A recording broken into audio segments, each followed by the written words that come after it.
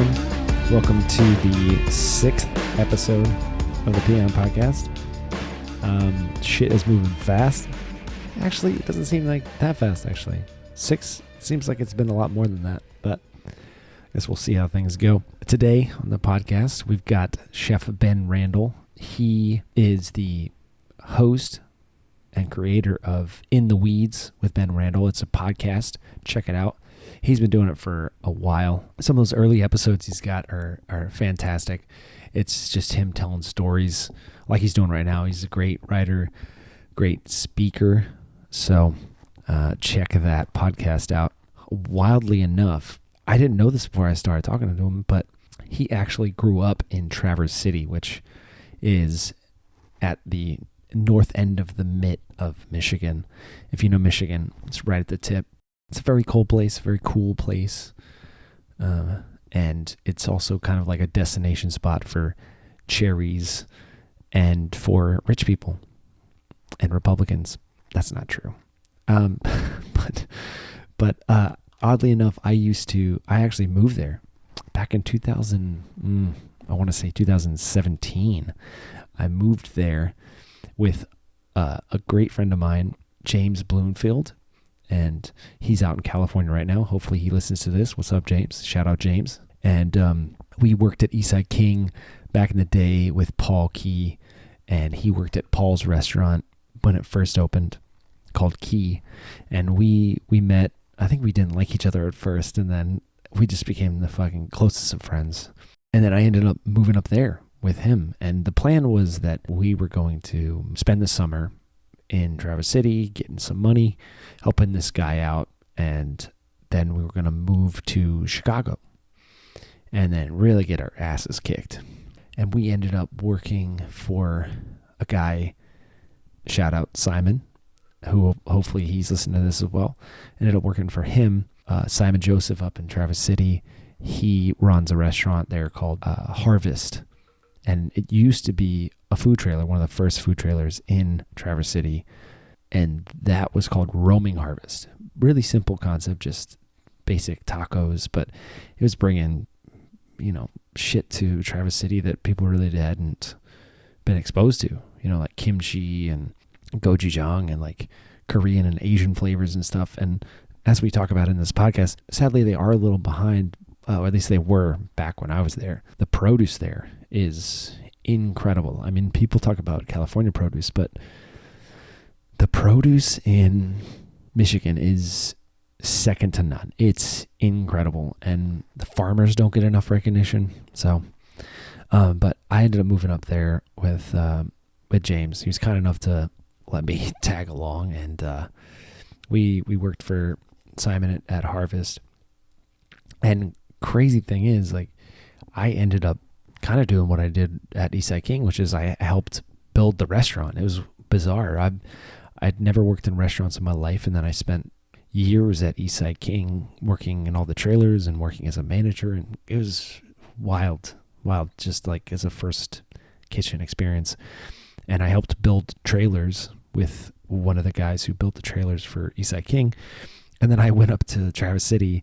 And my first job outside of Texas was building a restaurant. So it was wild. We were putting up the walls and I was like drilling into the floor. It was fucking crazy. Like drilling into concrete and metal floors. I couldn't fucking do it. I felt like such a little pussy, but it's actually pretty fucking hard. But Simon used to work in construction, so for him, he's just like, move aside, get the fuck out of here. I'll do it.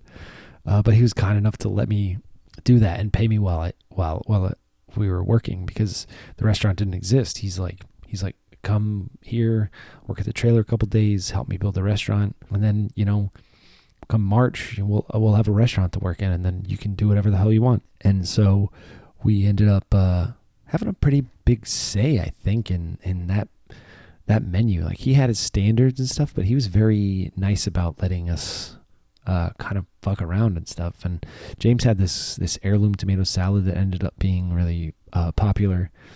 I'm not sure if it's still on the menu there now, but it was very popular. And then I had some things that went on brunch menu that were pretty popular. It was great. I mean, I had kind of a horrible experience there because I worked lunch and I was in a weird headspace, and I don't really work mornings. I'm not a morning person at all. People that know me know I don't work mornings, and I can't even get up in the morning. But it was kind of a rough time for me because I was thinking about giving up cooking. I was thinking like I was such a bad cook. I felt like I was underperforming and I wasn't really progressing or as well as James was. And I didn't know that I wasn't that kind of chefy kind of person creating dishes and things. So I was forcing it a bit. And at the same time, I was spending all my time off just writing because I wanted to be a writer secretly. So I kind of came to this moment where I was like, do I want to be a writer or do I want to be a chef? And I was like, well, I'm really not that good at being a chef. So why am I going in that direction? So I ended up going more towards writing and things and kind of taking, being a chef, quote unquote, taking a back seat. But I really do cherish that time because Simon and James were both so nice to me, and they kept telling me how great I was at it. Like they were like, dude, stop being so fucking stupid. You're really fucking good at this. You're better than 90% of the people there. And I didn't listen. And I really should have, because it was a great time. And I didn't really like Traverse City that much, and I was in a bad headspace, so I ended up leaving.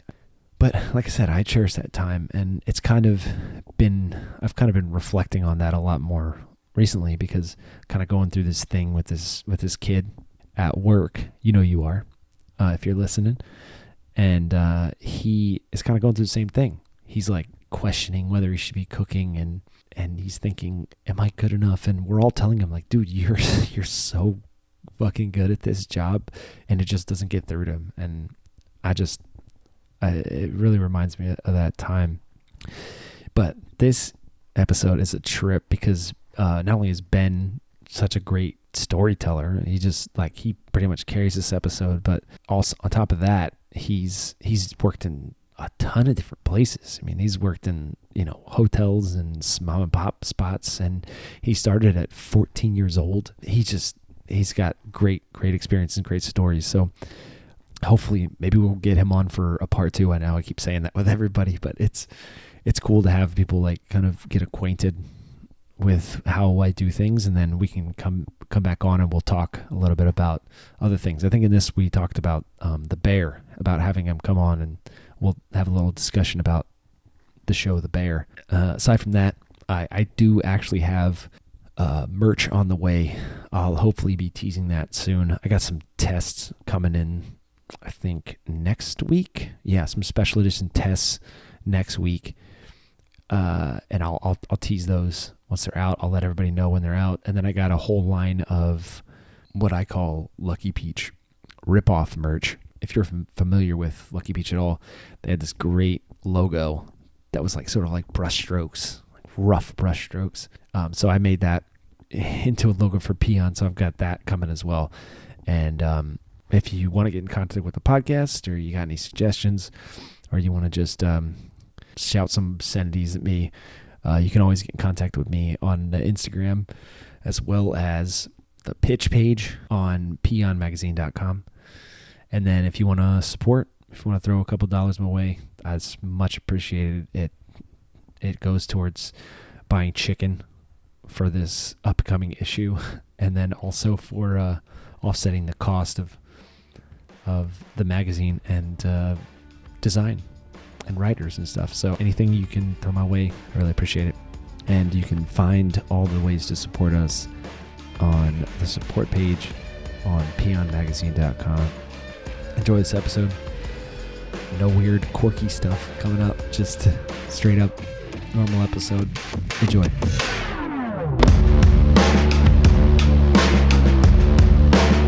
Just by your podcast, you have a lot of stories and stuff. Yeah. I don't know if we'll be able to get through all of it today. So, I guess let's just start at the beginning. You said you started in kitchens when you were 14.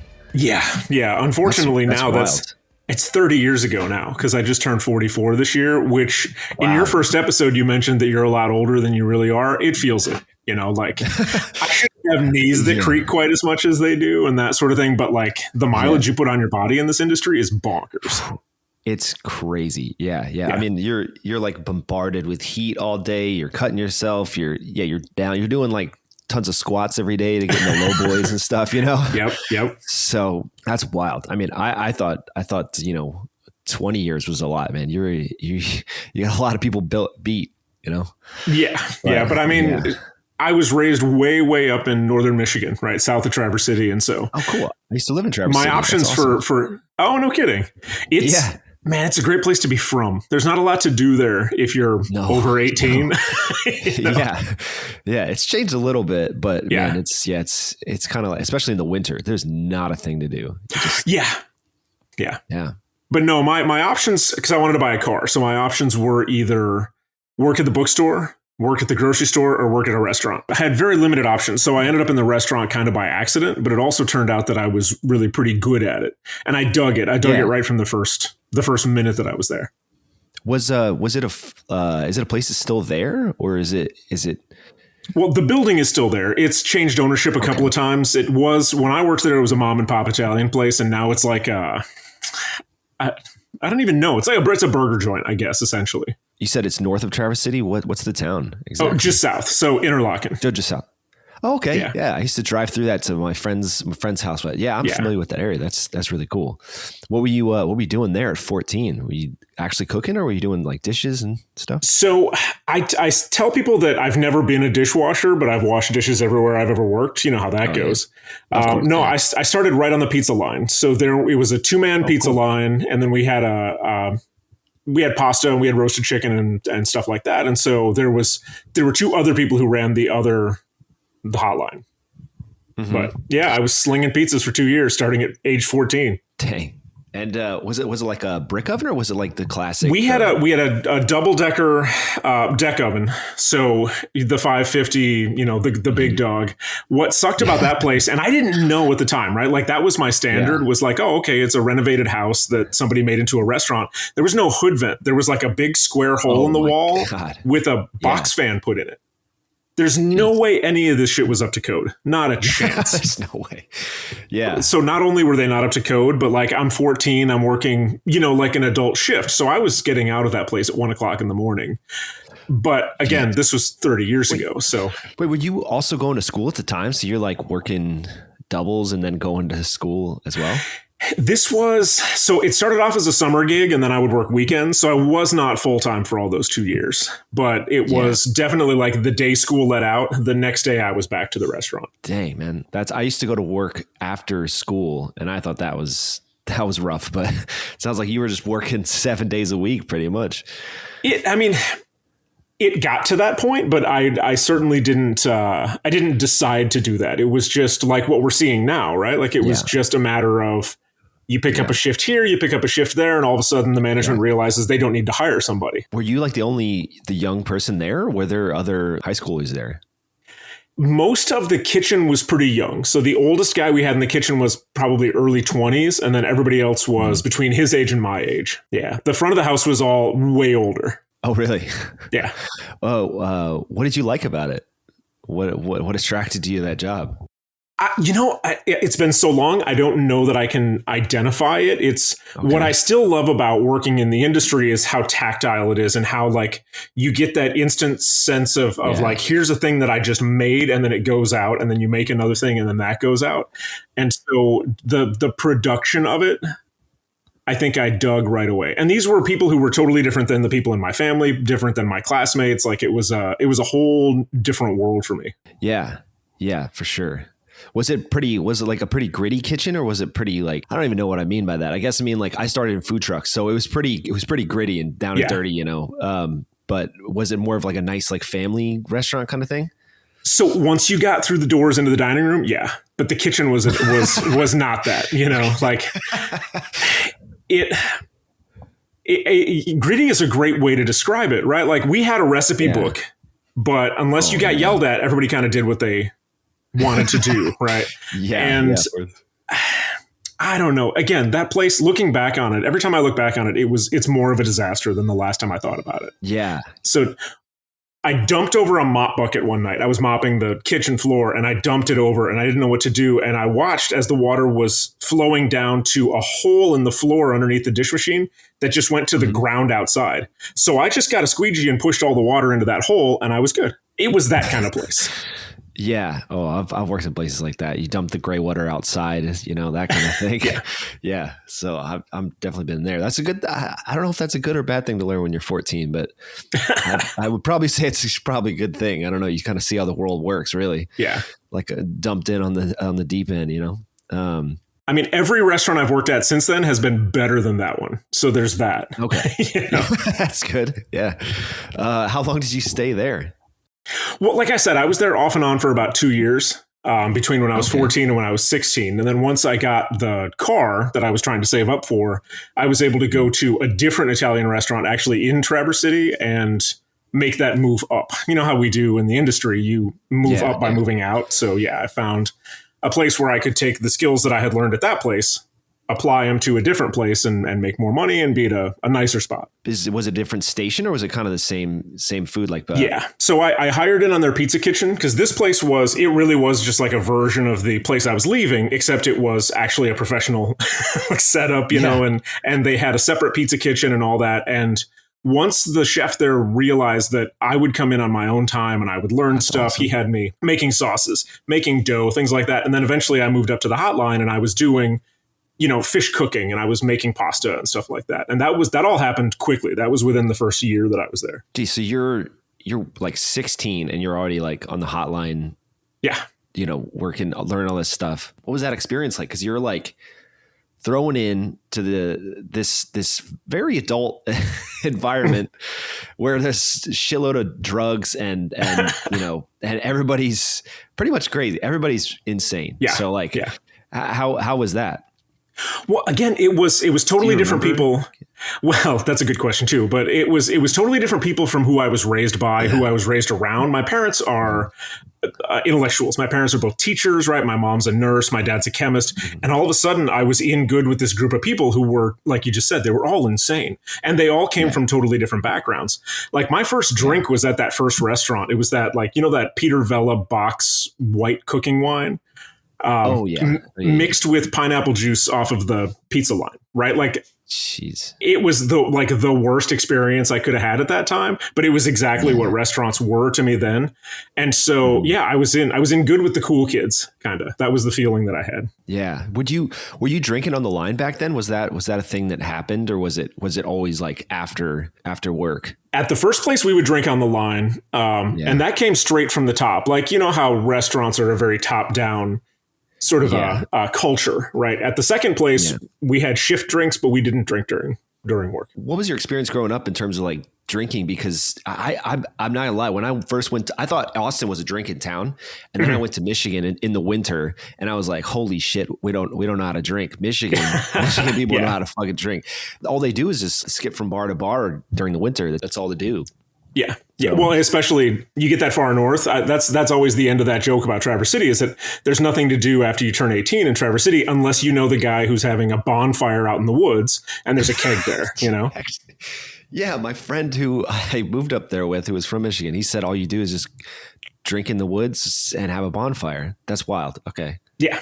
Yeah. There's a math to it that we don't really, like, you don't know it, but you can feel it. You want the bonfire to be far enough away from where you park the cars that the cops can't see the fire if they happen to drive by. Yeah. And you just go out there and drink, and that's pretty much all you do, pretty much. And for me, my experience was that it would be the entire crew from like 2 or 3 restaurants would all end up at the same bonfire party. Oh, okay. So it was like a little restaurant crew, right? Oh, yeah. It's a pretty tight-knit city anyway, right? Back, what year are we talking about?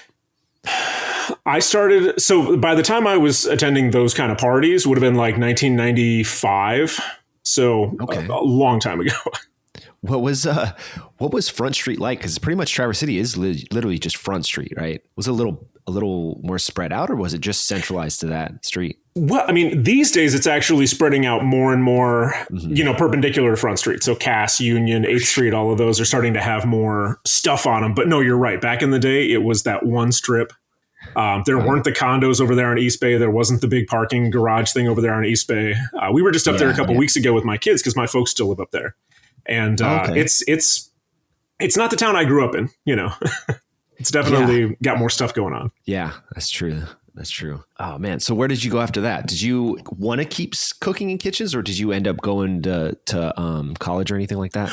Well, so that's exactly what I did. Both my parents are teachers. I figured I should just become a teacher. And so I went to college in Kalamazoo to study English education. I was going to be an English teacher. And cool. I did 3 years of that, and I don't regret any of it, but I did cook solid all throughout college as well. And then I got to a point where I'd hired into an Italian place, more of like a closer to fine dining Italian place. And they were part of a restaurant group. They had 5 or 6 restaurants. And it was like, I get it now, but it was super messed up when I was a kid. I hired in, and then the guy who had quit, who vacated the spot that I hired into, came back, and they were looking at me like, we don't really have a job for you anymore. So they transferred me to their fine dining restaurant. And I was just like, all right. And at this point I'm 18, right? So I'm working at this fine dining place on pantry, and I started there in September. And by February, 2 people had been fired, and I was working the grill at what at that point was like the nicest restaurant in Kalamazoo, Michigan. Wow. It was just, it was nuts. How did you handle that? Did you even want to be on that station? Well, I came in one day and I was told that the AM prep lady was taking over pantry and I was working grill because this fella, Alex, was a long time ago now. I think his name was Alex, had been fired the day before. And it was just my job now. And I was just like, oh, I was terrified. I was terrified for like 3 weeks. But the other thing is that the sous chef and the saute guy had been there forever, and they weren't going to let me fail because then they would have to do the work themselves. So yeah, I was supported pretty well at that shop. Oh, that's cool. So yeah, was it a wood fire grill or was it? No, that one was a gas grill, and there was also a broiler next to it, like a rollout broiler kind of thing. Oh, okay. Which that station was hot as fuck, but yeah. I've worked a similar thing in a trailer in the summer in Austin. It was insane. It would get up to 114 in the truck. It was crazy. I spent some time in Houston. I remember. Yeah, man, I can't imagine that being that at 18. Was that a busy place? Yeah. Yeah, it was funny too, looking back on it now, because it was like you would turn down this road and it was the first thing you saw. But then further down the road, it was a dead end into a retirement community. So we basically had super rich old people who didn't want anything at the restaurant to ever change. We had the like broiled French onion soup, and we had like a chicken Caesar sandwich, and we had to do beef Wellington on Fridays, right, every week, and things like this. So like old school kind of stuff. And I didn't know that from anything, you know. It was I got to learn a bunch of weird old things that even at that point weren't cool. Like you could do that menu now and it would be cool, but back in the late 90s, it was just like, we're doing old people food, you know. But I didn't know because I hadn't done that stuff before, so it was all new stuff to me. Yeah, that's a great place or a great thing to learn. Actually, I mean, like I said, they're all classics, you know. Yeah. Were you working there while you were going to school, you said? Yeah, that one, I definitely was working there too much, right? And it led to me dropping out of college because at one point, you know, I went back to full-time over the summer while I was working there. And the chef came up to me one day as we were getting ready to go back to school. And he was like, I will give you, and I forget what the raise was, but he's like, I'll give you this raise if you stay on full-time. And I went to school for one more semester and then I took him up on it. So I dropped out of college after the first semester of my junior year to do that full time. Did you regret that? Were you sort of leaning more towards a school or kitchens at that point? Again, it's that tactile nature. It's that like instant gratification of making something. At that point, I was really frustrated with how much money I was spending to go to school. I didn't see that being like, I didn't see that working toward a future that I dug in my head. And at the same time, it was just a sort of a watershed moment for me where I was like, wait a minute, this guy who runs this kitchen thinks that I should be a full-time employee and he wants to pay me more to be able to do that. So why am I wasting my time doing all this education stuff? And again, like I loved being in college and I loved learning. My parents are nerds. Like I was raised by nerds. So that's just how I am as well. But like that offer that he made was awesome. What was that kitchen like? What was that crew and the environment in there? Oh, man, those were the craziest of the crazies. So we had this one lady named Rosie who was our AM prep lady, and then 3-4 days a week she would do pantry in the evenings. Our sous chef was this great big ex-rugby player named Scooter. His name was Scott. Everybody called him Scooter. The two saute guys were a fellow named Mouse and another guy named Rob, who we stole from the front of the house. He had been a cook. He'd been a server back and forth. We stole him back. And then we had another guy named Rob who was on like work release from some sort of a nonviolent jail term. And then he ended up breaking in one night and stealing a bunch of money out of the safe. And that was a whole thing. Shit. Like that place was never boring. Yeah. Did you sort of fit in with those people, or was it more of like get the work done and go home? Well, I was the comedian of that group. So I was the one who was always there with a one-liner. I was there who always, like, I'm that guy who knows a guy. So we would get ready to do a thing outside of work. We'd have a party. I would know the guy who had the booze. We would we were going to go tubing or something. I know the guy who's got the van, that sort of thing. So that's how I fit into that group. Whereas somehow Rob always had money. Rosie was never down to do anything, but if we did need a place to party, we could use her house, right? Like it honestly wouldn't make a bad TV show, that particular group of people. Yeah. Mouse was in a band, so we'd always get free ride to his shows, things like that. That sounds like a pretty cool time for an 18-year-old, Yeah, of course I dropped out of college to hang out with those people. Yeah, right. But how long do you stay at that place? Yeah, I mean, all told, I was there for two years and change, Wow. Okay. And then we had a sous chef leave and we had a new one hire in, and he poached me because he was only there temporarily and he was going back to this private club that he operated on an island north of Detroit. So when that reopened, he poached me to go over there. Wow. So you just ended up moving to Detroit after that? Yeah. Yeah. Wow. What was Detroit in the 90s like? My dad's from Detroit, but it was pretty much on the downslope still, right? we were insulated from it. We were allowed to live on the club grounds. So it was just like kind of like working at a hotel. I mean, if you've been to Detroit today, it's really sort of schizophrenic where like you cross you go across a crosswalk and you've come from just like all Starbuckses and stuff like that. And then there's buildings that are just like on fire. Detroit's a really weird town. Wow. But we were living on the club grounds. It was kind of like working and living at a weird, exclusive hotel. And I did that for one summer and then I went to culinary school. Oh, why did you choose to go to culinary school after being in so many kitchens?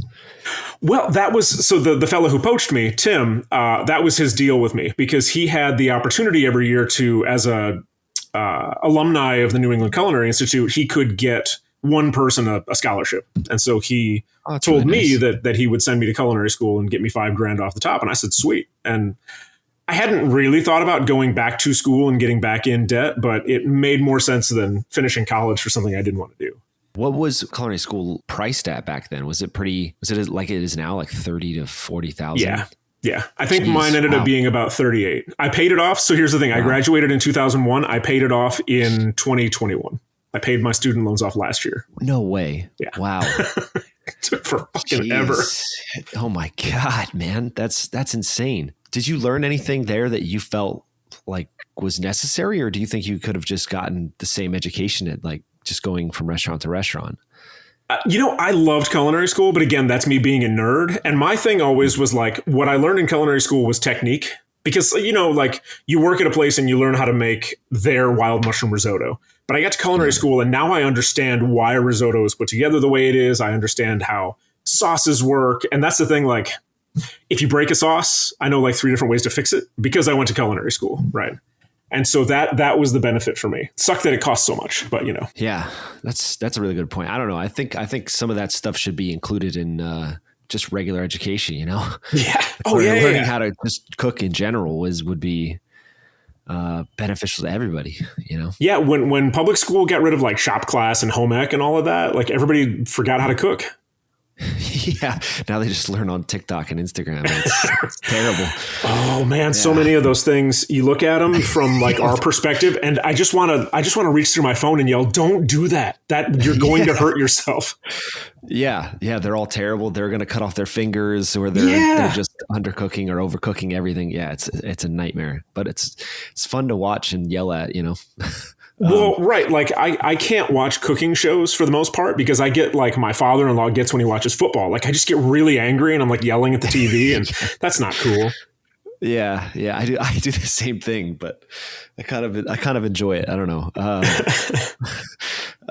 So when you got out of culinary school, did you find that experience made you a better cook or changed the way that you cooked at all?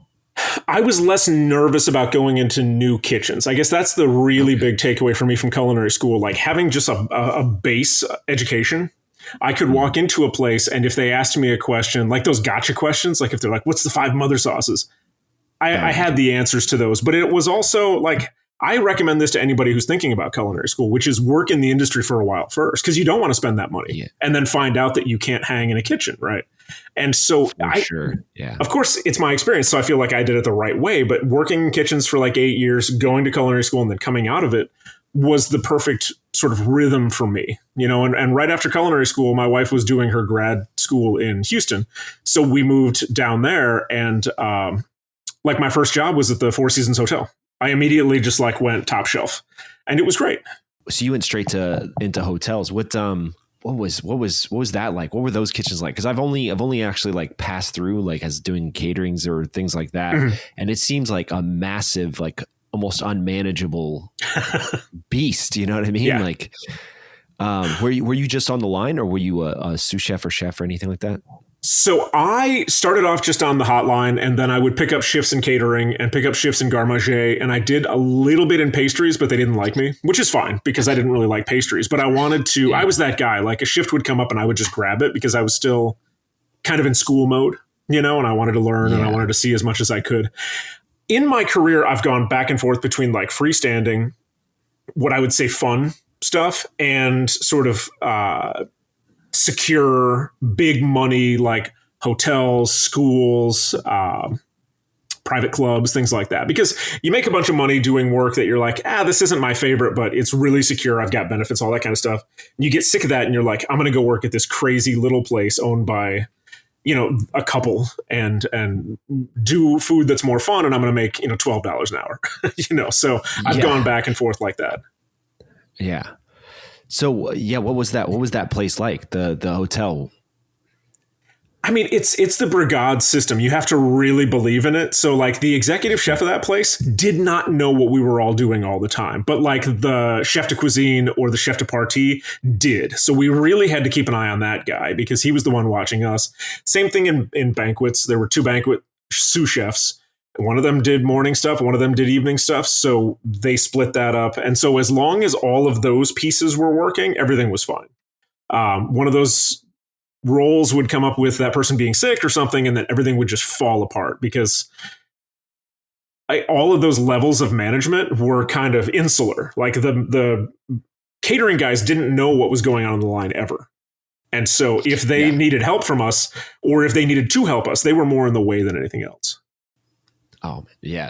What was the service like there? Was it because most hotels you have like I guess you said like the banquet crew, but then there's also like breakfast or like what's it called, room service. Room so what service, was that service like? Yeah. We only had one line to do what was called the cafe, which was like the more casual lunch and dinner spot. Room service and the fine dining. So all of the stations were operating 3 menus all the time, and. Jeez. Yeah, exactly. That's insane. Once we got into it, because it was like a 9-station line. There were a ton of people on that line. Once you figured out exactly what your little narrow part of it was not a big deal. But just looking at it from this perspective, from years later, huge operation. And you could be making anything off of 3 different menus at any given time. Because the other thing is that like room service had their menus where it's like breakfast menu, you know, offered from such and such time to such and such time. But it would be 11 o'clock at night and somebody would order Eggs Benedict and we would just have to make it. And be like, I don't have hollandaise right now. I have to start this from scratch. So you'd have to like whip up some hollandaise real quick. Yeah. I guess that's where the culinary school comes in. You could probably whip up a hollandaise couple seconds. Yeah, and it wasn't my station, but I was that guy that everybody on the line was like, Ben can make a hollandaise. I'm like, all right, you know. That, however, like because of the size of that crew, that was not a crew that went out and partied together. Everybody split. Yeah. And that's what you find in hotels and stuff. Everybody has a life, you know? Yeah, it seems like they're doing their own thing. Whereas like a small knit kitchen, it's like everybody's kind of hanging out because you're there all the time anyway, right? Yeah. Well, and they're the only people you know because they're the only ones who have your same lifestyle and schedule and all that. You're all just hanging out together. But did you enjoy it there, or was that kind of like a thing to kind of knock off some of your debt? It was definitely that. Like, I liked the security. I liked the regularity of the hours. And I also liked that, like, it's kind of like a mall, right? Within that one kitchen, I could do, or I could learn anything I wanted to, right? So it's like going to the mall and you can buy shoes and you can buy lunch and you can do all this other stuff. Yeah. So if I wanted to, like I said, if I wanted to go into Garde Manger one day and just learn how to prep blue crabs, right? Like, I could just do that and that was fine as long as I got all my other work done. So that was really great. That's really cool. But after a while, I was just making burgers and like chicken strips for the room service menu 90% of the time. And I was making a lot of money. My healthcare was awesome, but at the same time, I was just bored after a while. Yeah. Is that what made you leave that kitchen? Yeah. Yeah. Almost every move that I've made, or at least early in my career like that, is because I got bored. I got to a point where I was like, yep, now I'm just doing a job. And early on, that's not what I wanted. Yeah. What place to go to next? After that, I went to a Creole place called Brennan's. They've got locations in New Orleans and Vegas and Houston. Okay. So it's like a little more of like a chain restaurant, or? Well, no, Brennan's. So Brennan's is the same group that has Commander's Palace. It's fine dining Creole. It was crazy, that place. Cause I took that job and it was probably the first job I'd had in a while that actually kind of scared me because I knew nothing about Creole food, but like we were making our own tasso ham. We had like 5 different sizes of shrimp on the menu, depending on the dish. Everything was scratch. It was a lot of fun. Wow. Is that place still around? Is that still I think so. They had a fire a couple of years ago, but I still, I mean, you know how it is. I don't know anybody that works at that place anymore. Yeah. Were you just another line cook there as well? Yeah, I worked the grill station. In that kitchen, grill also ran the wheel in the back. So I was calling tickets to Sauté 1, Sauté 2, and the fish station. And then cold and Garde Manger and hot apps, they took care of themselves. I guess what was the menu like? Because Creole to me is like a lot of fish, fried food, that kind of thing. Yeah, I was there. I was very lucky. I was there at the same time that there's a sous chef whose name is Chris Shepard. And that's a name you might know because he runs a company called Underbelly Hospitality in Houston and also Southern Smoke. Yeah.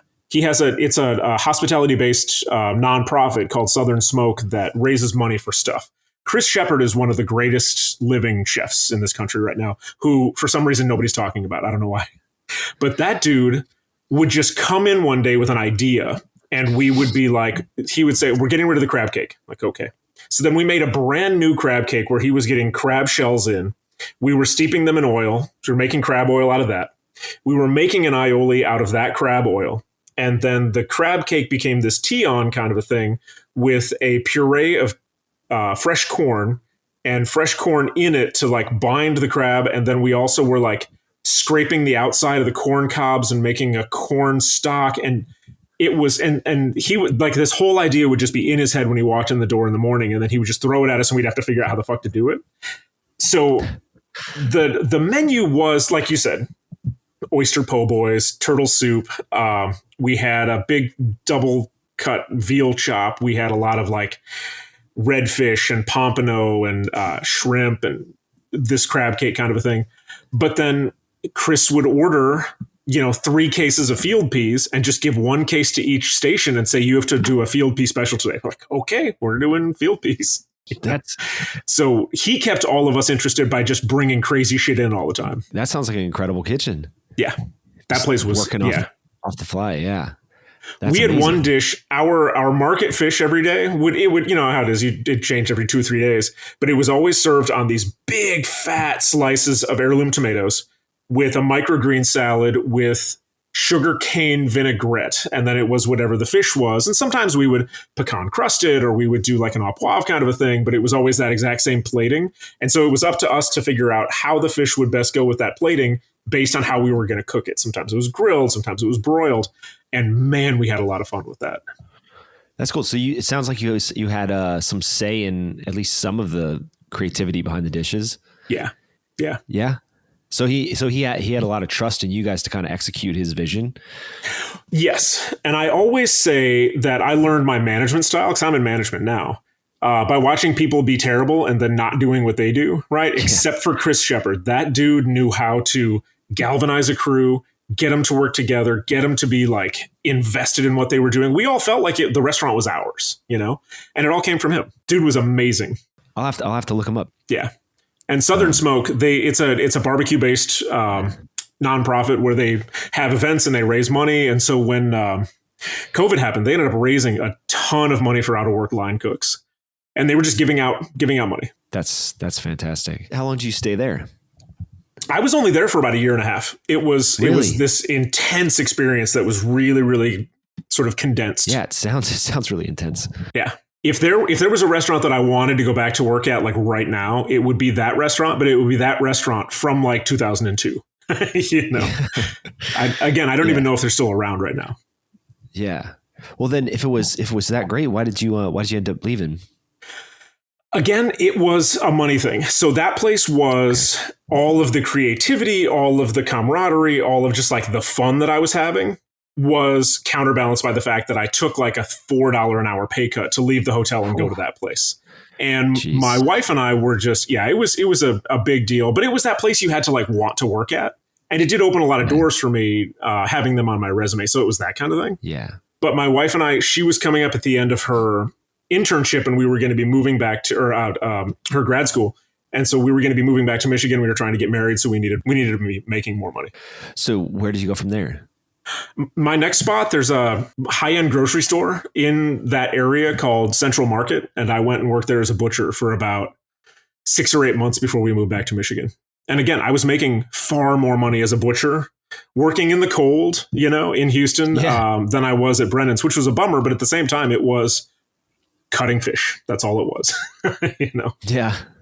I mean, that's also a good thing to learn. For people that don't know, Central Market is like the Whole Foods of HEB, which is the Southern like grocery store. But it's a great place. I love that place way more than Whole Foods. Yeah, I miss that Central Market job now. When I was there, and I was just like, I just had to keep telling myself, I'm just making my money. I'm coming in. I was doing 3 days on the fish side, 2 days on the meat side, and I didn't hate it, but I was just like, after the first couple of times I cut the skin off a salmon, I was like, all right, I guess I know how to do this now, you know. But I did it for about 8 months, and I made a ton of money, and then we moved. So that part worked out. Yeah. You said you would move back up to Kalamazoo? No, we moved to Traverse City because I was going to call in like every favor I had, and we were going to get married. So the nicer Italian place that I worked at when I was a kid, they were part of a restaurant group. And so I hired in to work at their fine dining place on the old Mission Peninsula in Traverse City. Okay. Where's that located? Is that building still there? Yes, so that building is still there. It was called Bowers Harbor Inn, and now it's something else. I forget what it is now. But again, this would have been 2003, so long enough ago in restaurant time. Yeah. It seems like things changed pretty fast up there too, surprisingly. Yeah. And were you the chef there, or just another? So I was the sous chef of the. I was the sous chef of the fine dining portion of it, because we had in the same building a ribs and burgers and fried fish family kind of place downstairs, and then upstairs there was a fine dining place. I was sous chef, but I kind of wasn't sous chef. You know, the guy who hired me had gone to my culinary school. He and I got along really, really well, and I was wage, and I didn't really have any management responsibilities or anything, but he called me sous chef and he let me do some orders and stuff. So I guess I was, and I got to help him put the menu together. So there was that. That's cool. Did you get to use any of the stuff you learned at your last place there? I would put, I would put Creole stuff on the menu sometimes. For the most part, it would scare tourists. And so I would have to be really careful not to prep out too many specials, you know, but like, again, old school, like late 90s, early aughts, Traverse City. Michigan's about 10 years behind the rest of the country all the time anyway, you know? Oh yeah, for sure. For sure. Yeah. For better or worse. Yeah. When I lived there, it was 2000, I want to say like 2014, 15, somewhere around there. And we were putting fish sauce on stuff in the menu, and people were weirded out by that. They're like, what the hell's fish sauce? You know, now it's like fish sauce is everywhere, you know? Yeah. So, where were you working? I worked for, have you heard of Harvest? Simon Joseph, he had a place called Harvest that was on Front Street. And then he also had a food truck called Roaming Harvest, which is one of the first food trucks in Traverse City. And then he had a little grocery store behind Front Street. It was in this weird little alley back there. And then he also had the ramen place. I didn't work there. Oh, okay. He had Gaijin Ramen. Yeah. Yep. So I worked for him when he built out his first restaurant. Gotcha. And me and my friend who was from Michigan, we kind of like, I think I worked lunch and he worked dinner, and then we would, get together on brunch items and stuff like that. And me and him came from Austin, so we were trying to, do some weird stuff and all the stuff we learned from Paul Key, trying to put some Asian flair on everything. But people were really weirded out by it sometimes, Yeah, I mean, being a tourist town, you got to be careful with that stuff because you just never know where people are coming from, and you also don't know what they expect. And so that's why places like Cherry Republic do so well, because people are coming up there to get fudge and cherries. And I walk into that place as somebody who was raised up there, and I'm like, what the fuck is all of this? But my kids love it because they don't know. My kids were born and raised in Chicago. To them, Traverse City is kind of this like rural cherry place, I guess it works. Yeah, it's nice to visit. I don't know if it's a place to live for me at least, but but it's nice and quaint and very cool. The theater there is really cool. I love that. They still have that theater. Is that cool. Okay, cool. I love that place. So, how long did you stay at that? I wouldn't call it a country club. Was it? You said it was a hotel. So it had been a bed and breakfast at one point, and they kept the name Inn, so the Bowers Harbor Inn, even though they didn't rent rooms anymore. I was there for a couple of years, and the idea was to work there after we got married. We got married in 2003, so work there until we had saved up enough money to move down to Chicago, which we did a couple of years later. Okay, why Chicago? That's a good question. So Chicago is equidistant from my in-laws and from my family. So close enough to visit, but nobody comes to visit without calling first, We don't get drop-ins. And my wife's a journalist. So Chicago's a great restaurant town. Chicago's a great journalism town. And so it just seemed to work for both of us. Yeah. Where did you end up working there? There's so many fantastic places in Chicago. It's insane. A guy I went to culinary school with called me when he knew that I was, and this is before social media even, he knew that I was looking to get out of my hometown, and he had just moved to Chicago as well. And he was the chef de cuisine at a restaurant called Bin 36, which is a wine forward restaurant group. They had 3 or 4 restaurants at that time in and around Chicago. And he had left the one downtown and gone to one that was up in the near northern suburbs, and he needed a sous chef. So he asked me, he was like, job's yours if you want it. And so my wife and I were going back and forth about whether or not we were going to move to Chicago. And I was like, if we do, I have a job like right now. And so that made the decision for us. And this time cool. I was really sous chef, which was nice. Was it what was the menu like there? So we called ourselves Regional New American, which gave us the ability to just do whatever the hell we wanted, right? But we had a wood-fired pizza oven. We did a lot of traffic and risotto. We had a pretty broad steak menu, and then we would always do fish specials. So we'd be getting scallops in, we would be doing monkfish and that sort of thing. That's where I leaned on my Creole pretty hard, because that was something that had never been done up there. And because our menu was kind of weird anyway, I could sneak stuff in and stuff would move. Oh, that's really cool. Yeah. So you had a pretty heavy hand in the menu as well. After, the menu was seasonally rotated. So I had about 3 months to get my feet under me. And then, it was about half Jason's, about half mine. Do you remember some of your favorite dishes back then? Boy, it's a long time ago. I do. Probably the one that I remember the most is one that Jason put together for me. We had back when flat iron steaks, nobody knew what they were, and you could get them for like $2.20 a pound. We were doing a grilled flat iron where we were doing like a deep fried, like a crispy fingerling potato that was being tossed with confit tomatoes and blue cheese and, scallions. And then the cheese would kind of melt on the potatoes a little bit. And then we would slice the steak and put it over it on some wilted spinach. And it was done. And it was just this beautiful, perfect, this was all of the flavor components from a burger, except as this beautiful steak dish that we were getting like $26 for. And that's the kind of fun this guy had with food. He's like, you know what I love? I love a blue cheeseburger. I'm going to make that out of a steak. Yeah, that's really cool. Yeah, so that same flavor profile, but with steak. Yeah, I like bingo. that. Yeah, we had a lot of fun with that kind of stuff. That's really cool. How did that restaurant do? Because Chicago is such a broad food scene. I can't imagine trying to cut into that scene. The restaurant did fine. Where that restaurant was located, because it was a little ways north of Chicago, there was nothing else like it. So it was great, and it did really well while it was in operation up there. The one that was downtown, you're right. You were saying that Chicago's got a really broad food scene, and it's tough to compete. They ended up putting in a huge cheese bar in the one downtown, which was my favorite thing about it. They had a full-time dude who was he would curate the cheeses, and you would go in and you would just say to him, here's what I'm feeling like tonight. And he would throw down a plate of 5 or 6 different cheeses for you. That was amazing. It was the best, that place. So I would leave, because the place I worked was in Lincolnshire, but I lived in Logan Square. So I would drive 45 minutes back home, shower, and still be able to get down to the cheese bar one because they were open super late. Just walk in and eat cheese for a couple hours. That's awesome. Yeah. A little discount too. And yeah, bingo. That sounds amazing. Yeah. Yeah. How long did you end up staying there? I was at that place for a couple of years as well. Jason and I were going to open a restaurant in Milwaukee, which is where he's from.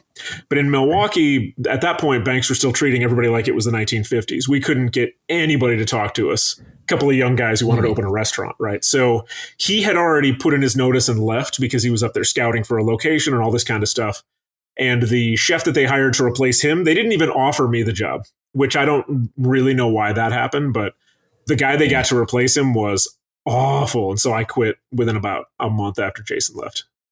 Did you take that pretty hard when they didn't ask you to be the chef? Yeah, I got my feelings hurt a little bit by that. Like it didn't even come up. And then they also wanted me to be in on the interviews for the new chef. And I was like, this is even worse. Like, come on. You're going to be there to hire your new boss. That's crazy. Yeah. It's like, that's insane. Did you end up opening that spot in Milwaukee? Nah, the whole thing fell through. Jason ended up doing great. He took over a chef position at I didn't even realize there were fine dining places in Milwaukee, but he ended up doing that. And I ended up going, I found a place that was like 5 minutes away from my apartment. It was this really, really small mom and pop. Fine dining is the wrong word for it. I don't know, like just whatever just below fine dining is. Little tiny place where it was like the 2 owners and myself and 1 prep cook, and that was the entire staff. Tiny place. We probably had 8 tables. Wow. So I love those type of places. What was the food like there? It was whatever they wanted to do. So we had a venison strap loin. We had this appetizer mix. So we had like this 12 item appetizer menu that you could order any 4 of them. And we had these little square plates. And so you would get 4. Where we made 2 or 3 different risotto appetizers, and we made our own spring rolls and egg rolls, and we had little bao, but it wasn't really an Asian place because we also had like a duck breast, and we had this, we would roast whole beets and then peel them and cut them in half and scoop them out and fill them with goat cheese and put them back together and then wait a couple of days so that the goat cheese would like absorb the beet flavor and then cut that open. And that was one of our salads. So that place was a lot of fun too. But real bootstrappy, real like, can we all get paid this week or not? Oh shit. Yeah. Yeah. So are you like, I can't imagine the prep at that place must have been insane. Cause it's like you and 2 cooks. It's just, you're spending most of your time just prepping, maybe prepping into service, that kind of thing. Oh yeah. Into and throughout, Yeah. Yeah. Actually, let's, can we go back to the other place? What was the crew like there? Oh, at the wine bar? Yeah. Mm-hmm. That one was probably the most stereotypically urban kitchen that I've ever worked in. Everybody in the place, except for me and one other guy in the back of the house, was Latino or Black. And so it was myself and this great big dude named Brett.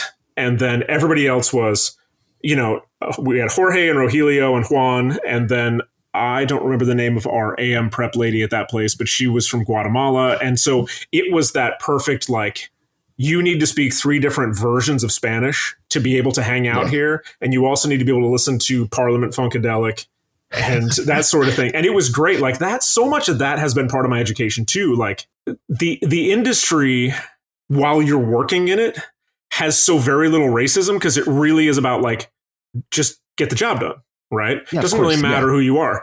Hiring, on the other hand, that's a lot trickier. And there's a lot more hurdles for folks who don't look like me, But that was that kitchen where it was like, wow, I really need to polish up my Spanish because I know these guys are all talking about me. Oh, yeah. Yeah. And I did, Yeah. I only knew one guy from Chicago, but it's he made it seem very much like Chicago was like very intense, very focused on like your capabilities. If you can't work fast enough, if you can't do it in a few amount of moves, then you're not good enough. Was that kind of the vibe there? Really? Yeah. And take a lot of pride in being the fastest, the best, that kind of thing. Oh yeah. Yeah. And it's also like Chicago's the biggest little town or the littlest big town. I'm not sure which one, but like the whole idea of you don't want to burn any bridges is even more important in Chicago because everybody knows everybody here. It's not like New York where like you're going to sneaky steal somebody else's saucier to come to your restaurant. It's like when you leave a place, you need to stay on good terms with the chef because in 2 or 3 more moves, you're going to be working for that chef again at another restaurant because everybody just kind of swirls around. And I mean, I'm seeing it right now. I'm hiring for my joint right now. And I got a resume and an application from somebody that I worked with years ago. And I was like, oh, no, I'm not hiring that guy. I remember that guy, like it comes back around. So it really is. It's very results based. It's very, dig in, get the job done. And if you can't or won't, like people remember. People really remember. Yeah, the restaurant scene is very, very merit based in that way. Like people holding their head, they know what you did, and it's not really well documented, but it's people talk, and it goes around. You know what I mean? So it's very I don't want to derail this too much, but like I've had to go back and make sincere apologies to a lot of people. I used to drink a lot, like a whole lot. I've been sober now for about 9 years, and I've had to go back and find people and be like, okay, so I understand everybody in Chicago knows everybody. I just want you to know I'm sorry because I was not the greatest dude for a long time. And it's the industry. It's how we behave. It's how we're trained, because like you said, who can do the job the best, who can be the quickest, who can drink the most, who can drink the fastest, that's all part of that. Oh yeah. Yeah, it's all shots after work, and we're getting fucked up tonight, that kind of thing. Yeah, it's the pirate ship mentality. We're all survivors. You know? I guess if we're on this right now, when did your drinking kind of take over? Because it sounds to me like you were really like a really hardworking dude. You're going from job to job. You're learning a lot. You're dedicated. So did drinking kind of derail you in a sense, or was it just always something that would happen in the background? I mean, it only derailed me personally, really. Like I bought 100% into this notion of like what you were just saying, work hard, play hard, right? So it would be bang out a 10-hour shift. The server brings back shift beers, and then you make that server their shift meal first. And so that server brings you back shots as well, right? Like playing that game. And so I don't know how I managed to do it, just thinking back on it now, but I'd be out till 3 o'clock in the morning, still managed to get home, get showered, have enough food, get enough sleep, and be back to work by 1 the next afternoon. And I did that for 15 years. Wow. I don't know how, but it came to a head for me because unlike most of us in the industry, right? I managed to marry outside of the industry. I have a relatively stable marriage. I have 2 kids, right? And it came down to like my wife and family or the drinking. And I had to make that decision. And I got very, very lucky. Nothing terrible happened. It's not that story where it's like, well, I crashed my car into a school bus. It's none of that kind of things. It was just like something had to change, Yeah. Were you just tired of like this constant like going into work and I don't even know how you did that. If you're like hungover every single day, like day in and day out, and you're running the kitchen or have some say in the food. I can't even imagine. Well, it's amazing what you get used to. Like once I got sober and I realized that I wasn't hungover all the time, I felt so good, but it was really just feeling normal. Right. Yeah. But I had just felt like shit for like 15 years and I didn't realize it. Yeah. When did you actually make that switch and get sober? So this is jumping way ahead, but currently I run the food service at a private school here in Chicago. But previous to that, I ran the food service at a grad school in the south side of Chicago. And we were coming back into service, for the school year. So this was the beginning of August that I went and did a live-in catering gig for a family in southern Michigan, where they were putting me up in a hotel for 3 days, and they were at their vacation house with some friends of theirs, and I was doing all the food service, and I just got blackout drunk one night, and they called me out on it. They were like, look, oh, wow.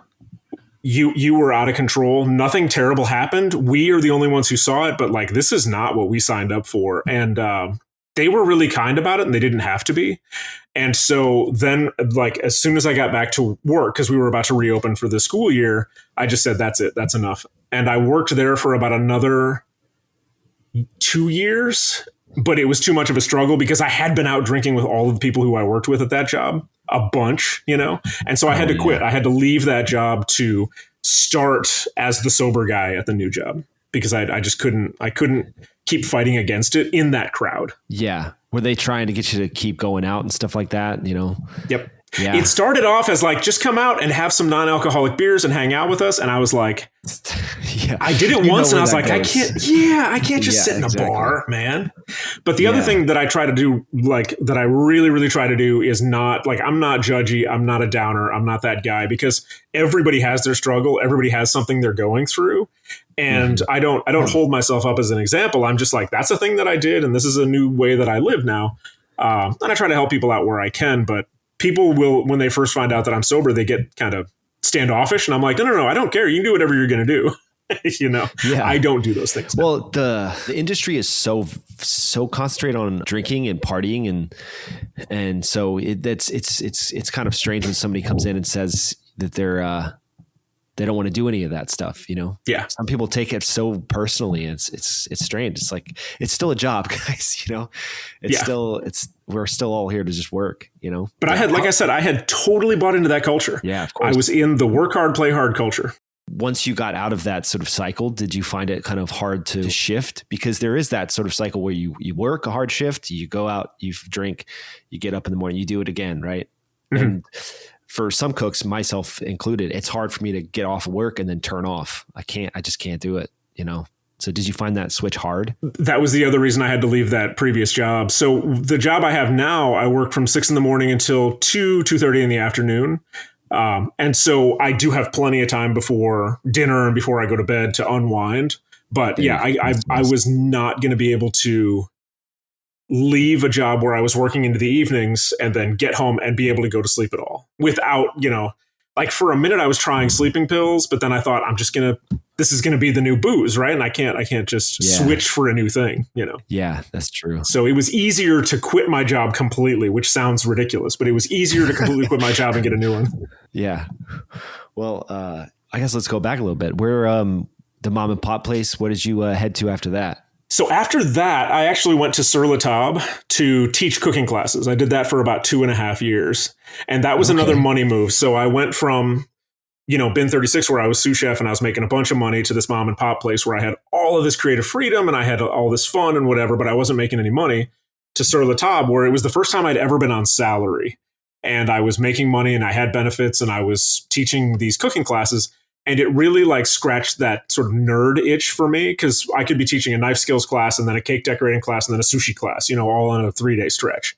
So it was a great opportunity for me to learn a bunch of stuff to then be able to teach to other people. How did that go? It was great. Yeah. Yeah. What was that kitchen like? Because I always just remember, I don't know how familiar you are with Bourdain, but I remember that I think it was in Kitchen Confidential or one of his other earlier books, he talked about having to teach a class or do a demonstration. He said the kitchen was a nightmare. Like they had stuff from a year prior and nobody cleaned the fridge out and things like that. 100%. So when I took over, they were changing their structure because what they had before was every class had a different teacher. Right. And so what they wanted to do was hire in people like me, people who could run the program and also do most of the teaching. So it was that I opened up the spice cabinet and there were like 6 ground cumins that were all open. Right. Open up the fridge and it's like, this milk expired, during the Hoover administration. Right. Like just like, but because everybody was buying everything for every class and they had no inventory system and all that. And so that was one of the first things I did was organize the kitchen. Now, physically, the kitchen was gorgeous. Right. They had like two ovens that were set into the wall. They had like the big the cameras and TVs over the prep space and all of this, so that you could teach a demo class or whatever. So it was beautiful, and it was like being on stage all the time, which definitely played to my ego. You know, it was great. Yeah. People coming to see me every day.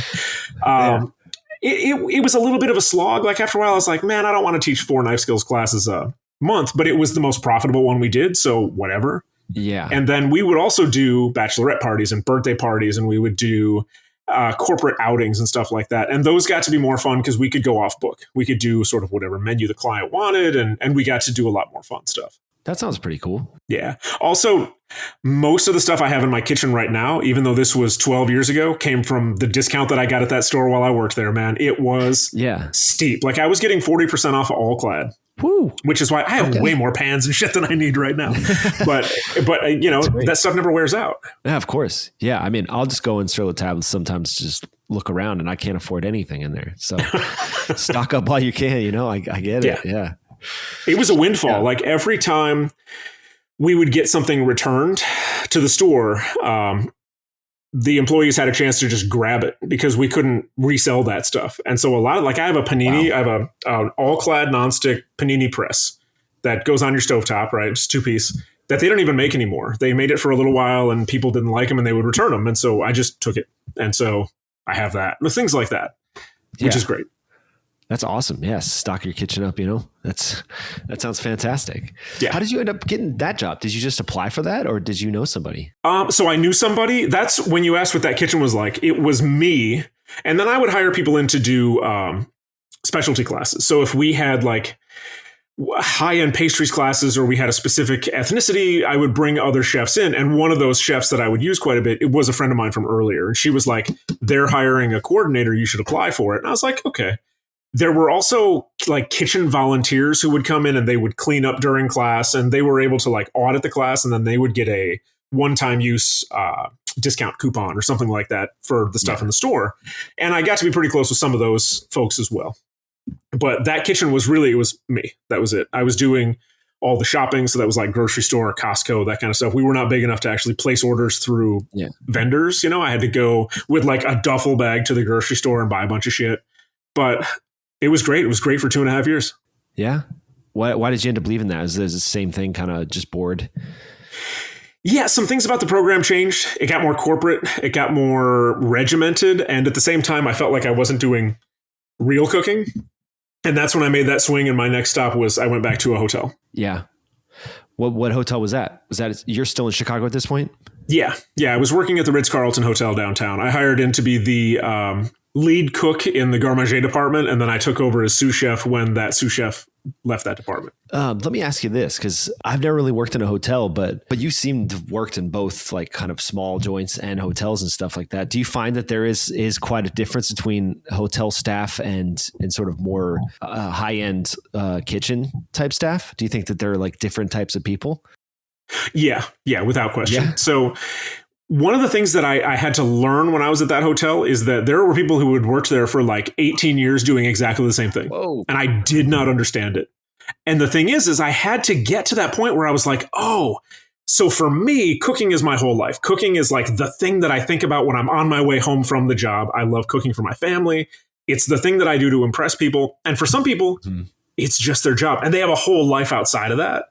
And that was a breed of person I had never really encountered before, because working in small mom and pop and standalone restaurants, you only get those people like us, the crazy ones who all we do is read cooking magazines and cookbooks. And like, no joke, I'm thinking about what I'm going to make for dinner on my way home from my cooking job, you know, that kind of thing. I never stopped doing that. Yeah. And for some people, it's not that they're doing a bad job. They're punching a clock. They have a prep list they need to knock out. They do it. They clock out and they go home. And I to a certain degree, I'm a little jealous of that. Like, it would be nice to be able to punch out. Yeah, but at the same time, then I wouldn't be me, you know? So yeah, like you, I can't comprehend that, because I'm always I always take pay cuts to learn something more, or you know, go to a restaurant where I respect the chef and the food and things like that. So, I mean, I respect it. They gotta, you know, do what they gotta do, but it's a different mindset for sure. And it's definitely not everybody at the hotel, but it's the that's the only way you can make a hotel run, is if most of your workforce has been in place for a long time. You don't have to worry about them. And the people who change are kind of like the froth at the top, you know? Yeah. And I was one of those. I was only at that hotel for about a year and a half. It was also unionized, and it was really contentious, and the conflict between the union and the management was just daily. It was just, you know, you walk into a kitchen and you can kind of feel if it's a good kitchen or a bad kitchen. Yeah. That one changed while I was there and became a bad kitchen. Ugh. So were you required to be part of the union? Yeah. Yeah. What was that like? Did you have to pay dues and that kind of thing? Came right out of my paycheck. Yeah, it was interesting. For the longest time, I was kind of anti-union, but it's not. It turns out unions are okay. The union I belonged to at that hotel was awful. And they did great work for the employees. It's just that the people who were running that union were terrible. And everything was, you know, you have to grieve this. That's not your job. You can't stay late. All these kind of things. And I'm just like, I'm just here to work. Why are you not letting me work? You know? And so we didn't really mesh. So they were telling you that, like, say you were staying late to, you know, learn something new. They'd be like, you're not supposed to be doing this. This is not your job. That kind of thing. Yeah. Jeez. Like exactly the opposite. That's great. Yeah. But that's part of what makes a great cook is do things that are outside of your purview, and you're learning and helping others, you know, at a sacrifice to yourself. Yeah. So it's kind of bizarre. Was it a union, do you know, that was started by workers there, or was it sort of brought in outside? It's SEIU Local 1. It's the Service Workers Union. So it's everybody from cooks to stewards to housekeeping and that sort of thing. It's a huge organization. I see. Wow. Maybe, I mean, do you know if there are unions that are just focused on food service workers? That I don't know. That would be really interesting. I don't know that you could get us to all agree on stuff. You know, we'd just fight the whole time. Of course. And we'd have fun doing it. Yeah. It'd be insanity. Yeah. Well, where did you go from there? Because you said that was a hotel. Did you go to a smaller joint after that, or another hotel?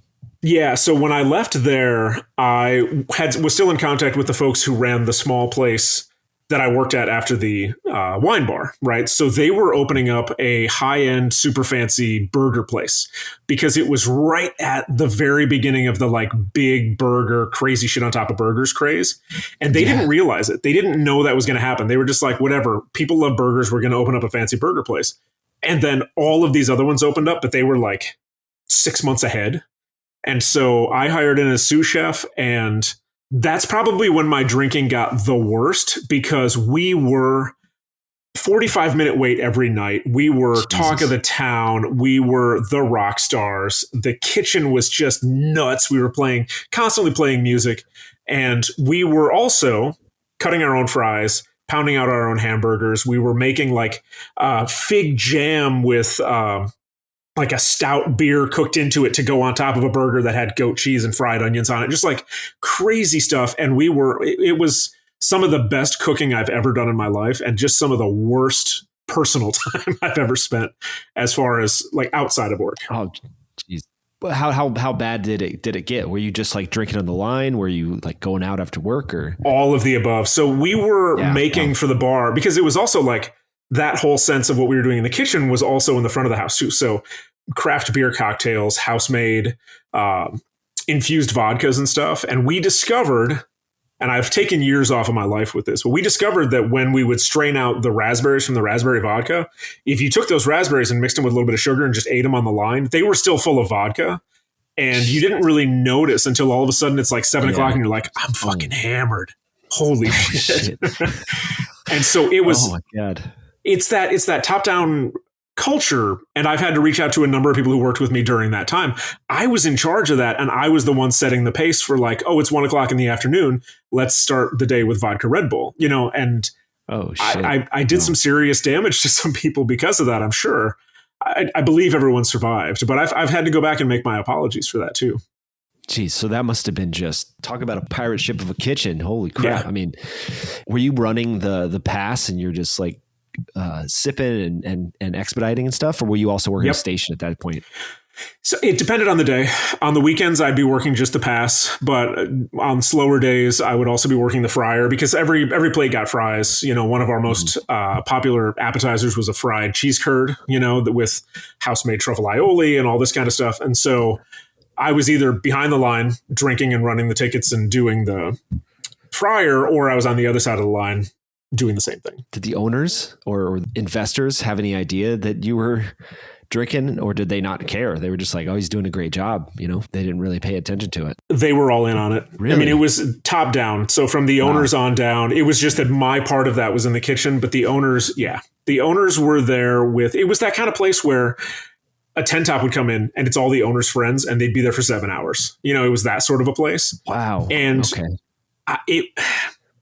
I hate to say it, but I look back on that really fondly. It was some of the best food. And you know the zone, right? Where like everything is chaos. Everything is insane. You've got deliveries coming in. You've got orders coming in. You got people yelling at you for stuff. And then you just hit that moment where everything gets quiet. And your grill guy has all of his temps on point, and your flat top guy is working wraps and salads, and he's got all the buns toasted you need, and the fryer's going, and everything gets real quiet, and you're just churning food out.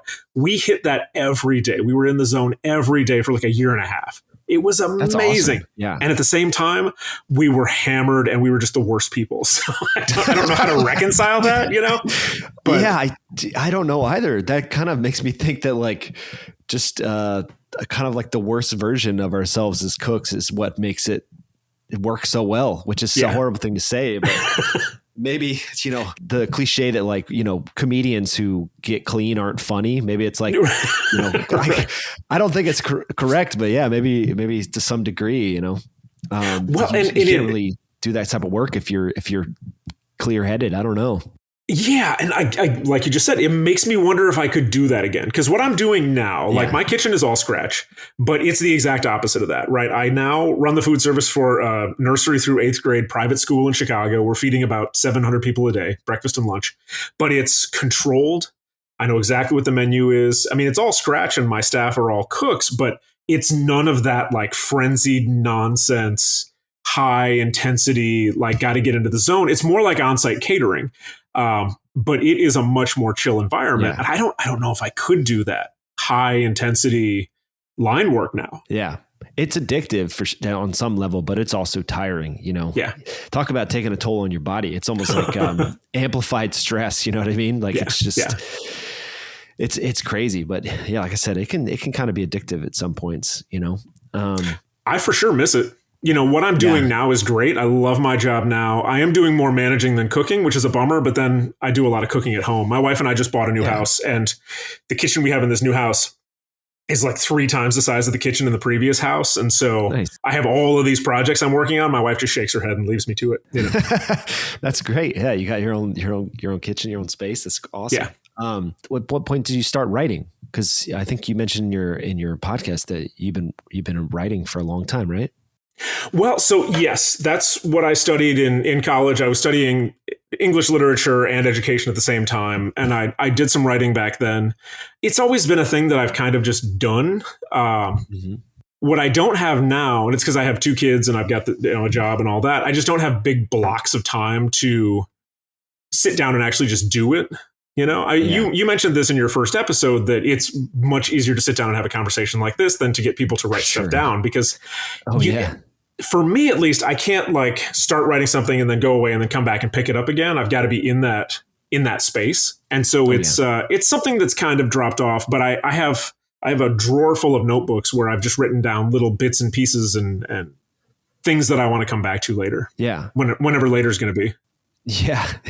Is it like a big project, or are you just kind of just bits and pieces here and there? It's bits and pieces. I don't know that there's necessarily like, I want there to be a kitchen angle. Like I want there to be a kitchen story to be told, but so many kitchen stories are being told right now that I don't know that I have anything new to say. I started watching The Bear. Have you seen this show? Oh yeah. I gave it kind of a rundown of my second episode. Yeah. Well, I'm going to have to hold off. Well, okay. I watched one episode and it is so fucking stressful to watch that for me because I'm thinking about Like if you watch that show and you look at that kitchen, that is the burger restaurant I worked at. Like it's not, but it is. Okay. You know, So like it's kind of like a trigger for you. Oh, absolutely. And I'm watching that show and I'm like, I don't know any of these actors. I don't know any of the people they're portraying, but I've either worked with every single one of those archetypes or I have been those people at some point in my career. And I'm watching it and I'm getting like really nervous and upset. And it's a great show. Don't get me wrong. But I watched one episode and I'm like, I need to take a break before I watch more of this show. It's got me on edge, you know? That's wild. Yeah. I've heard, I mean, I took like a 3-week break, but I binge watched like 3 or 4 episodes and then I took a long break and I came back to it. Because everybody in the kitchen I work in right now was talking about it. They're all like, have you finished it? Have you finished it? Yeah. And everybody had the same experience. Like, my chef couldn't finish it. He's like, well, he was just yelling at each other the whole time. Yeah. So that's interesting. Yeah, that was my way in. The way that they were yelling at each other. And then by the end of the shift in that episode, they're all just joking around again. I was like, they got it. They nailed it. That's exactly what it is. And I'm still super stressed out by this show. Well, I'll be interested to see what you think of the show. Because everybody's talking about it. Everybody from, outside or inside the industry. So it's definitely hit a nerve. Finally, people are interested in what happens in kitchens, Yeah. And it comes back to my writing. Like, I don't know that I have something to say that would be different than that show, that would be better than that show. And there are other things as well, like the movie Chef, aside from the fact that you can't get a food truck license that'll carry you across state lines. Like that movie was pretty good. I liked what they were doing with food in that movie. And so people ask me about that kind of stuff. Probably my favorite moment in any food movie is, did you ever see Spanglish? Adam Sandler movie. It was a long time ago. There's a moment in that movie right after they get like this amazing, just like blowout review and whatever the paper is near them. He's sitting in the walk-in, drinking Gewürztraminer and just eating handfuls of blue cheese and crying. And I was like, they nailed it. That is exactly how you would respond. And I don't know that I have something to say that is as like crystalline as that, but maybe I will eventually. Yeah. I like that you, do you actually write out your podcasts or you just kind of like wing it? Some of them I do. There's one episode called Everybody Hates You, which I was thinking about this when I was listening to your show, your first episode today, that I do actually have that one written out if you think that's the sort of thing you would like for the magazine. Because I wrote that one out and then I essentially performed it for the recording. Yeah, that's what kind of drew me to your podcast. It was because I did the same thing for a podcast I didn't air because it just sounded fake. But the way that you did it seemed so natural and I really enjoyed listening to it because like it sounded like somebody at a bar just like telling a story, just like shit talking. I'm like, oh, this is great. Or just working the line and somebody starts telling you a story and you're like, all right, I'll listen to this for the next 2 hours. This is great. Yeah. Yeah. I actually have audio. It's about 2.5 hours that one of my line cooks at that burger place recorded and nobody knew he was recording. And I have that on my computer. And every so often I listen to it because it is sort of soothing in a weird way, but you're right. We are I didn't realize it, I guess, nonstop bullshit talking, just to make noise. And it's hilarious to me now to look back at me like 15 years, how long ago was that? 12 years ago. And I still know exactly what we were talking about with all those guys. Yeah. Yeah, you remember those conversations. I mean, you spend so much time in kitchens with those people. So so you remember everything about them. When did you decide to start the podcast? Why? What was the decision behind that? What was it now? 7 years ago, 7 or 8 years ago. What I wanted to do is, like you were saying, I thought, you know what, I'm going to write down I'm going to write an autobiography was my first thought, because I realized that I couldn't remember what my mise en place looked like at that fancy place I worked at in Kalamazoo. I couldn't remember what my station looked like. And I thought, I'm going to forget all this stuff. So I thought, well, I'm going to write it all down. And then I started and I thought, this feels like work. What the hell am I doing? But I had just started like listening to podcasts, right? So I was like, well, I can talk all day. This is the thing that I've always been able to do. And so I did the very first episode that was about the very first restaurant I worked in. And then I thought, this is a lot of me just sort of talking to nobody. And my co-host, Steve, I've known him since 96. And so I asked him, I was like, because he's outside of the industry, I'm like, you're going to ask the questions that people outside of the industry would ask because you don't have the context for it. So could you come on and co-host and be a foil for me? And yeah, the first 26 or 27 episodes are just that, me just telling stories about individual restaurants and him asking questions. That's great. Well, from there, we didn't want to stop because it was so much fun. It's also a way for me to, because he doesn't live here in Chicago. So it was a way for me to talk to my best friend once a week, you know? And so we've done all kinds of stuff where we've watched movies. We've, you know, one of the things we love to do is go through any of those clickbaity, like 12 tools that a chef says you have to have. And we just go through and rip those apart, you know, that sort of thing. And now a lot of the stuff we do is news, you know, because there's unfortunately a lot of news in restaurants these days. Mm-hmm. Well, that's a brilliant idea to get somebody outside of the industry to kind of ask those questions, because I feel like being so in it, you don't realize like that you're speaking a different language sometimes. You know, when you start talking about hotel pans and six pans, people go, "What the fuck are you talking about?" I don't understand what you mean. But for anybody in the industry, they know exactly what you're talking about. You know? Well, yeah. I mean, I can say to you, I don't know what my mise looked like at that restaurant, and you're like, "Oh, okay," and everybody else is like, "The fuck did that guy just say?" What the fuck is mise? Yes, you'd have to explain every single thing. Yeah, that's very true. That's very good. Like if that ninth pan moves one position further away, my whole service gets messed up to the point where like, that's how I live. I have to live in that organization. And now I can't remember what that looked like. It freaked me out, to be honest. And so that was the genesis of the podcast, is like, I can't lose these memories. I need to get this recorded somehow. Yeah. Yeah. So you guys still do the podcast pretty regularly now? Yeah. So I just dropped an episode yesterday, or was it today? I don't remember. We record usually like Saturday or Sunday, and I'll drop it on a Monday. And so we're up to 277 episodes right now. Wow. And I started a podcast back in 2018 just about addiction in the industry. And it's fine and people dig it, but it feels weird to just have two separate podcasts. So what I'm doing is I'm migrating that one over. So I'm putting one episode per week of that show into the feed for my show, and then I'm going to wrap that one up once they're all in the main feed. Do you plan on keep doing the podcast? Like, do you think it's a thing you'll keep doing forever? Probably. You know, the nice thing about the way that we do ours, because it's free and we don't take any sponsorship or anything like that, we get to just sort of do and say whatever we want, and nobody can be mad at us. I guess we could say things that would be libelous, but nobody in the industry cares enough, and everybody knows that even if the story's not true, it's probably true enough. Yeah. No. Yeah. I think a lot of the stuff that's made of any sort of stink in the industry is made by media rather than people in kitchens. Because if you talk to people in kitchens, they're just like, yeah, whatever, you know.